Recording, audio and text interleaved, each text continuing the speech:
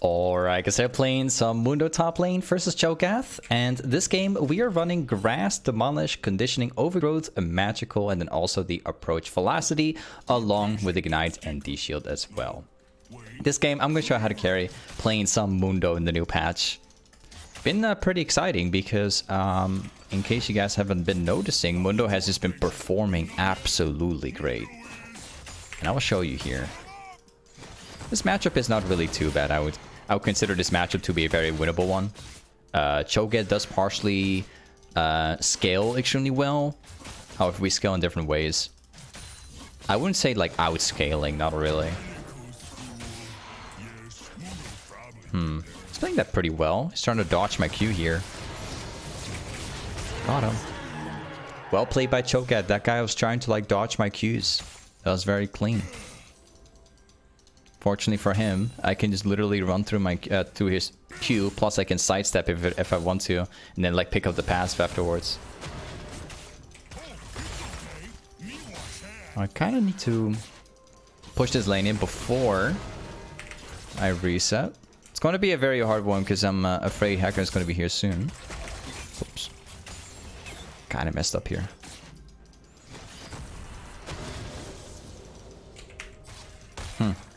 I might have to reset because Hecarim is pathing top lane, unfortunately. I actually saw the Hecarim like farming his jungle camp. So it's like very likely that we might see Hecarim coming now. Because he could be skipping jungle camps in order to catch me. Not really worth it for me. Alright, now normally you notice that I build the boots quite a lot on a lot of champions. On Mundo it's a little bit different because we have the magical footwear, so we can't even buy it. And even if we did have the chance to buy boots, I wouldn't gone ahead and do it. Having this item specifically is way more important, or any other item than boots is way more important in this case, because Cho'Gath doesn't need it, right? We have my passive to run through CC, and it's very like readable, so it's not really anything to worry about. You can see easily what Cho'Gath's gonna do. So like boots are not needed here. Nice silence by him. Fortunately, the Hecarim is up here. I guess I'm not gonna catch him.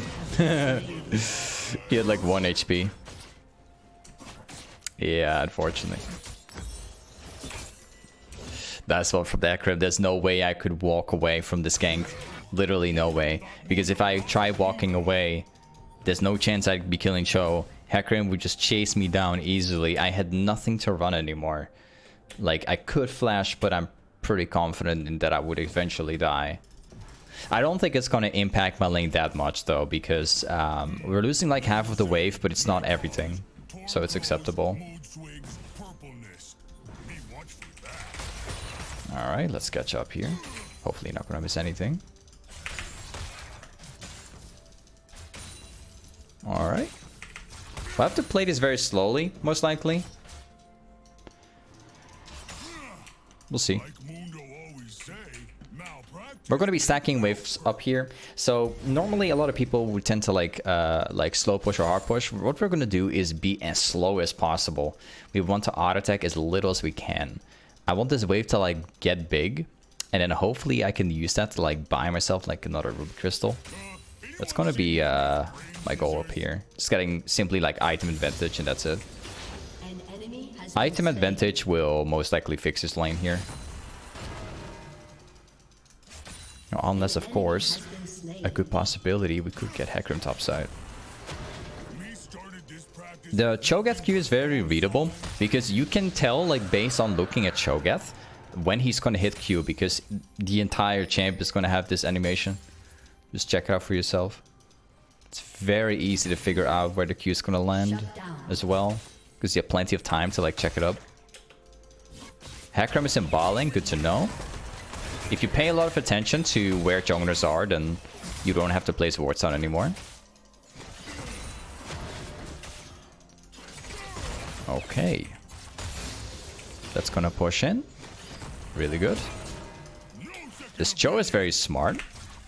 He's like actively trying to sidestep my Qs here. Could try and hit another one.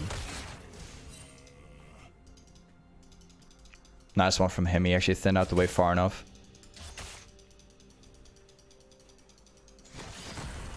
Let's try again. I'm gonna all in right here. Take my chances. Sidestep, really good. Also hitting another Q. Now with Mundo, it's very important that you always like force your opponent in a position where you can hit Qs more easily. One of the most important things, by far.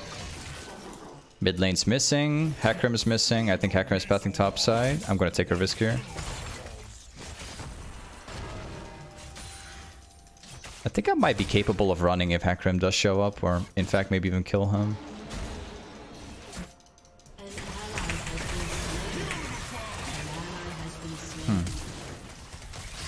Well played by Cho.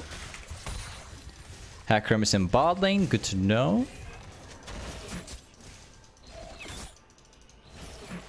Cho is holding up surprisingly well in this lane.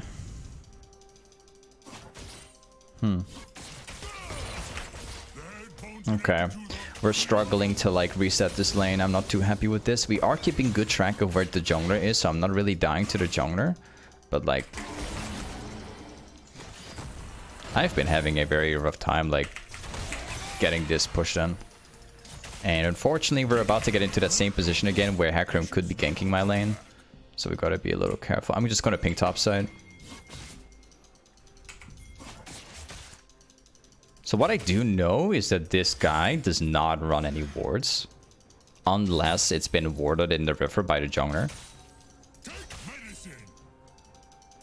And it seems like he knows about Shyvana being here.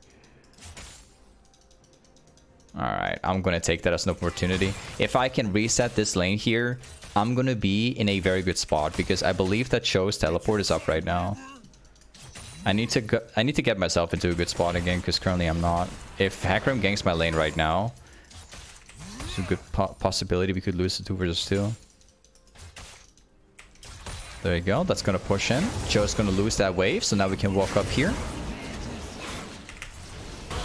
Nice. And that guy's also dead. Alright, GG.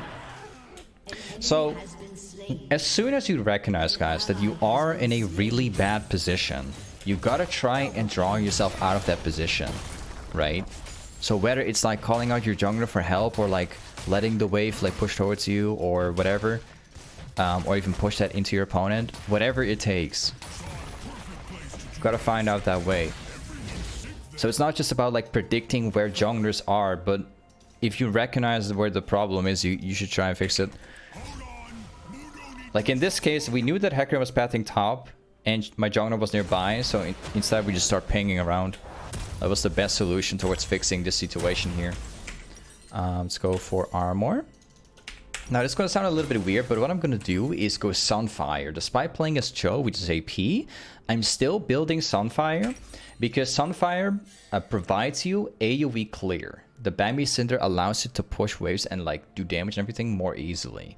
And the Chains Vest is being used to counter Hecarim, as well as Samara and everybody else. So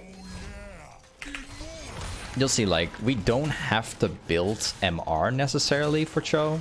Like, it's not needed, if that makes sense. Now we're going to be pushing this out because Cho is dead. I'm going to take every chance we got here. Whoops. Push next wave too.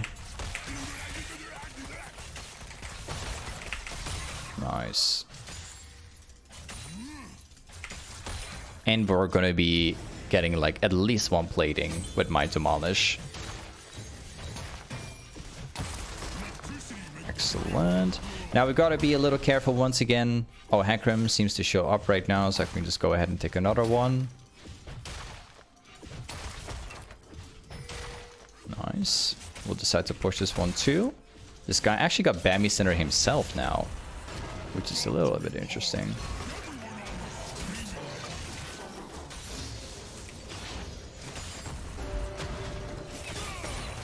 I want to try and proc the heartsteel. There you go. Any chance we can get to proc my heartsteel, I'm going to be taking that chance as well. And now we just, all we have to do is consistently look for ways to hit my Q. So we're gonna be like kind of like forcing this guy to be in this position where we can't always hit my E or my Q. Doesn't matter what it is. So I'm just gonna stand like right in front of the back of the wave here. That's gonna allow me to like hit like an auto E. So even if he comes close and he thinks that he's safe, he's not. I'll still eventually like hit it. And now we just stay in this position. It's okay if we're going to get ganked right now. I think I'm capable of 1 versus 2ing right now. Another proc here for free. I'll take that.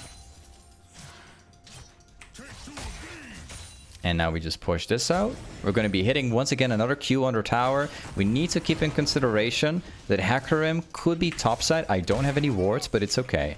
I can 1 versus 2 this. So it's fine. I still have my ultimate. If I were to take a lot of damage, I could easily press my R button. So it's nothing to worry about. There you go. My passive goes down. That's fine. I can pick it up, so it's not really too bad. I've got my final proc here. Nice. And this guy's dead. Cool. So, pushing down waves does not necessarily mean that it's impossible for your team to gank your lane. That's where a lot of people go wrong, right? Usually what people think is like, oh, I can only receive jungle ganks when I'm freezing the wave and like forcing people towards me, right? That's not what it is. You can also push waves, stack waves, and then you can let your team dive your opponent, right? That's a more advanced way of like playing it. You see this a lot when, as soon as you get a high elo. It's going to be the normal way of like ganking. So yeah, just so you know. We've got like 2.9k gold, so we're going to head back. I'll specifically buy Sunfire, and then after Sunfire, we'll probably go either Stoneplate or we go thornmail. Let's actually go ahead and build that one. And red trinket. Now, personally, this game I'm thinking about going for Mercs.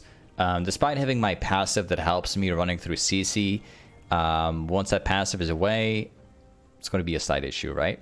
And on top of that, despite them having a lot of AD, most of their damage is AP, actually. Most. So let's see. We can all in this. I got my passive, which will help me. And this guy's dead. Yep. Goodbye. I'll just do my Q. Alright, let's run back topside. Pick this one up. We gotta heal up a little bit. We're not ready to back to base yet. We still have to do more. Because Joe is like pushing the wave. If we reset right now, it would actually impact my game a lot. I need to get this wave, otherwise I'm gonna start falling behind. That's not something we want, right? Now we push all this out.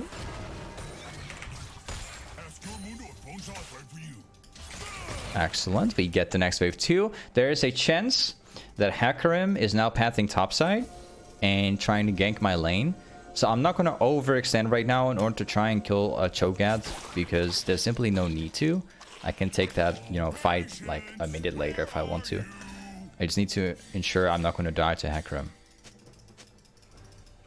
It's still possible for me to fall behind if I make the wrong choices now. Alright, let's see. I'm back to full HP, so Hecarim is showing up, which means I can go all in. This guy's unfortunately standing behind the entire wave, and I don't have my ultimate yet, so... Excellent. I'm like wasting time for my ultimate, actually. I was kind of hoping I could fight him there, but without my ultimate, it's getting a little bit rough. I could try it right now, actually. I don't think he realizes that I can beat him with ultimate.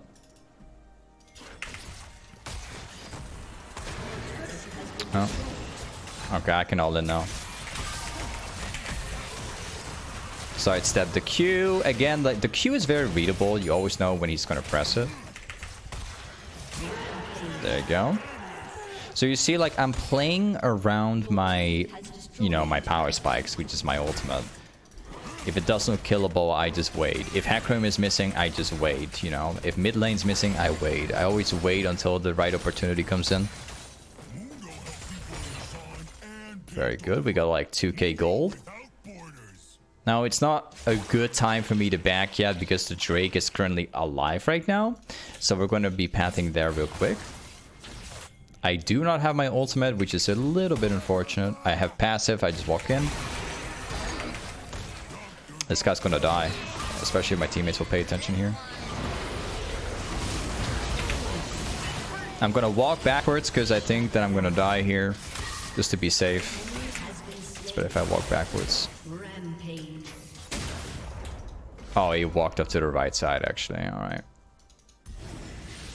Well, we can all in.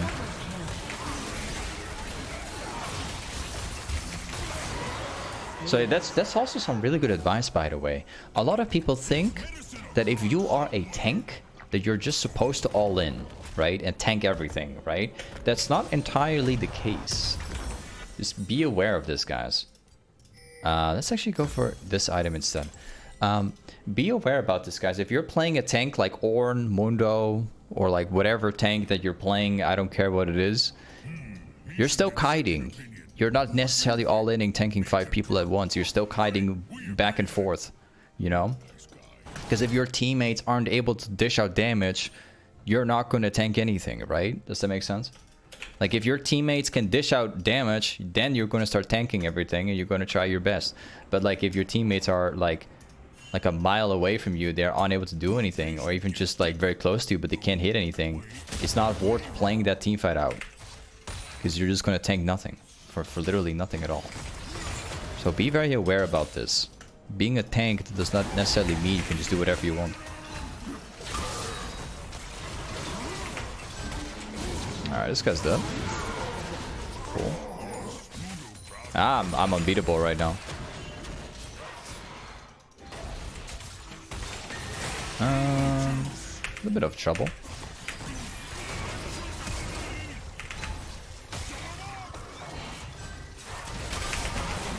Got him. Next. Come here, buddy.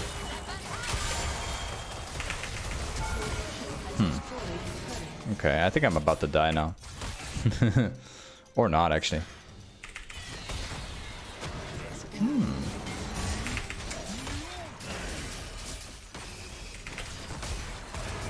Okay.